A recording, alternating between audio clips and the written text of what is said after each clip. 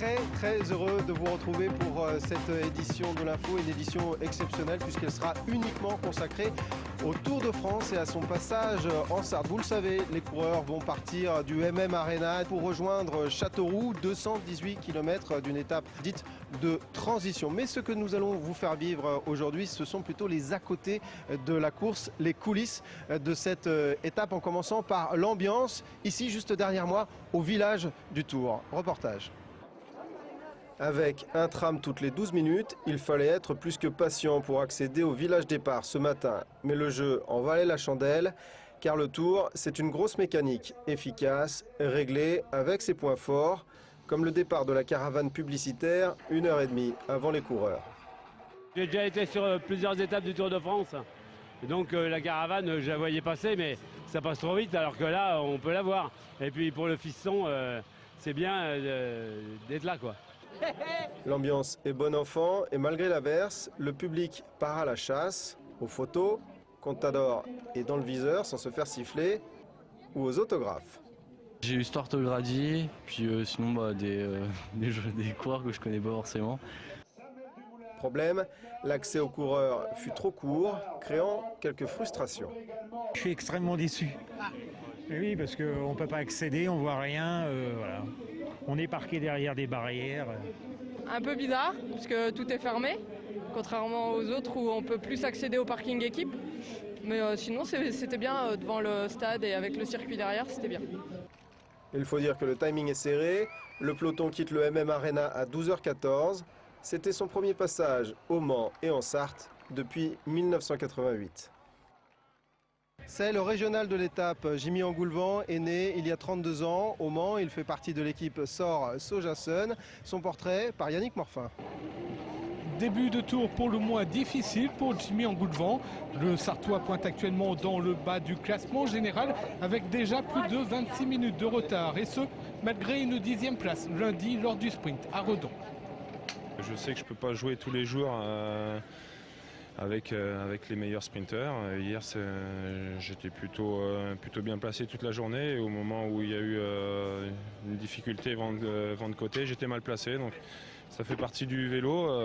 Il y a le physique, mais aussi, il y a aussi le placement et tout ce qui va à côté. Donc, j'espère bien que je vais pouvoir m'exprimer durant les prochaines journées parce que je pense que le peloton va commencer à être fatigué et les équipes qui roulent à l'avant du peloton aussi.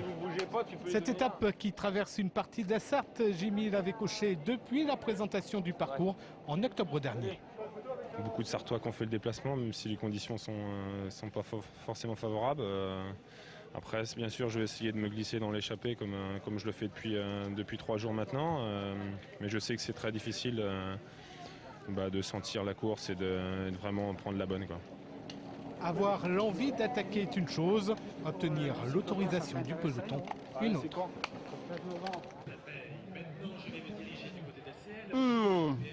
Délicieuse cette religieuse. Je ne suis pas sûr que les coureurs ont le droit de s'autoriser de telles gâteries, c'est dommage, notamment pendant la course. Justement, pendant la course, il y a une femme qui s'occupe de leur diététique et elle est sartoise, elle s'appelle Véronique Rousseau. C'est une ancienne championne de judo, elle vient de Télocher et Yannick Morfin et Amouchoun Soudine l'ont rencontrée hier soir. 18h30 ce jeudi dans un des hôtels du Mans, Véronique Rousseau entre en scène.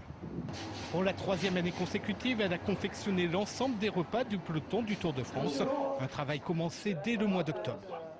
Il y a 22 équipes qui vont être réparties dans différents hôtels et donc ils vont avoir le même menu en fait le même jour.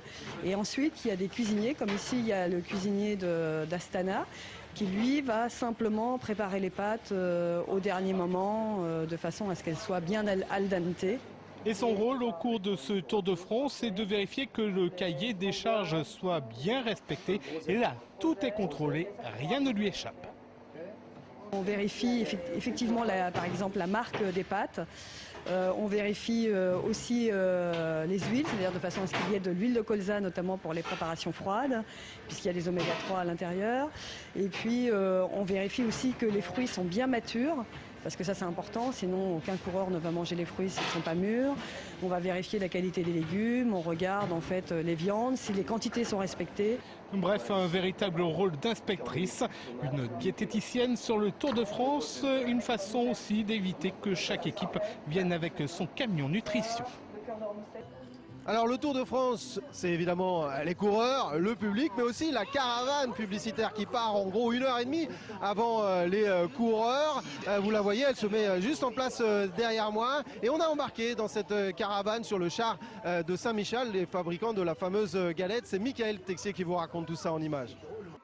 Sur le bord de la route du Tour, les chars Saint-Michel ne laissent pas indifférents. Et pour cause, on y distribue des madeleines. Le travail de charmantes hôtesses ou alors de ce canon à madeleine, le nouveau gadget de l'année pour le biscuitier. Et c'est parti pour une étape de 218 km, mais tout a commencé sur un parking tôt ce matin. Je sors les palettes de la semis, que je dispose derrière les voitures, les chars. Tous les jours, il y a 22 palettes à sortir. Particularité, pour préparer et conduire ce cortège, une partie des petites mains sont des salariés de Saint-Michel. Je suis ingénieur production en fait dans la biscuiterie. C'est vachement sympa à faire. Ouais. On voit 12 millions de personnes qui sourient sur le bord des routes, donc on a l'impression que c'est pour nous. Plaisir, mais sans oublier le business. L'objectif est de se faire voir dans cette caravane parmi les dizaines d'autres chars. Saint-Michel veut marquer les esprits des spectateurs et leurs papilles. On a nos chars avec le canon à madeleine qui sont de cette belle couleur rose qu'on remarque de très loin. On distribue sur le Tour 3 millions de madeleines qui vont être distribuées sur le bord des routes parce qu'on pense que voilà, le meilleur moyen de la faire connaître, c'est de la faire goûter. Investissement pour Saint-Michel, l'équivalent d'une campagne de 3 semaines de spot télé. Alors l'ambiance était évidemment ici au MM Arena, mais c'était aussi tout au long du parcours, à peu près 50 à 60 km le long de la Sarthe, notamment au kilomètre 30 à Saint-Pierre du Lorouet, où Benoît Doisy vous fait vivre ce moment bref mais intense du passage du Tour. Au passage de la caravane, c'est toujours la même chose. On prend des photos, on tend les bras, on amasse, car l'objectif c'est bien de récolter le plus de cadeaux possible. Parapluie, des casquettes, des journaux, de la vaisselle, tout. On va attendre les vélos quand même. On a pris ce qu'on a pu parce qu'il y avait des petits enfants tout autour de nous. Alors donc voilà, mais enfin on est content. C'est vraiment important d'être ici. On vient exprès de Finlande pour voir le Tour de France. C'est génial, la caravane et les voitures. Et maintenant on attend les cyclistes. Avant on a levé les bras pour recevoir des cadeaux. Mais le Tour de France, pays de la gastronomie, ça se passe aussi au bistrot. Dans ce café-restaurant tenu par des sujets de Sa Majesté Elisabeth II, le vélo est roi jusque dans l'assiette. Les propriétaires proposent aujourd'hui un menu Tour de France. Non, c'est pas vraiment un menu Tour de France en fait. On fait un menu au prix raisonnable. L'idée c'était d'attirer beaucoup de monde pour faire un peu d'ambiance. Le passage du Tour de France dans un petit village comme ça, c'est peut-être une fois dans la vie. On a décidé de profiter complètement de la journée. Les Sartois ont attendu le passage des coureurs avant de quitter le village. Un seul regret, le manque de spectateurs et d'ambiance. Conséquence sans doute de la météo changeante. Alors ça y est, le peloton vient juste de quitter Le Mans pour rejoindre Châteauroux, 218 km pour cette étape dite de transition. Une étape dont Yannick Morfin vous donne tout de suite le résultat. Comme on pouvait s'y attendre, cette étape de 218 km s'est achevée à Châteauroux par un sprint massif. C'est le Britannique Mark Cavendish qui s'est imposé. Le Norvégien Thor Hushovd conserve le maillot jaune. Et puis avec ce spécial tour se termine notre saison de l'info. On se retrouve le 29 août. Merci à vous de votre fidélité. Merci aussi à Benoît Doisy qui nous quitte après 3 ans passés au sein de la rédaction, qui nous quitte pour vivre de nouvelles aventures professionnelles. Je vous souhaite d'excellentes vacances et on se retrouve donc le 29 août prochain. Au revoir.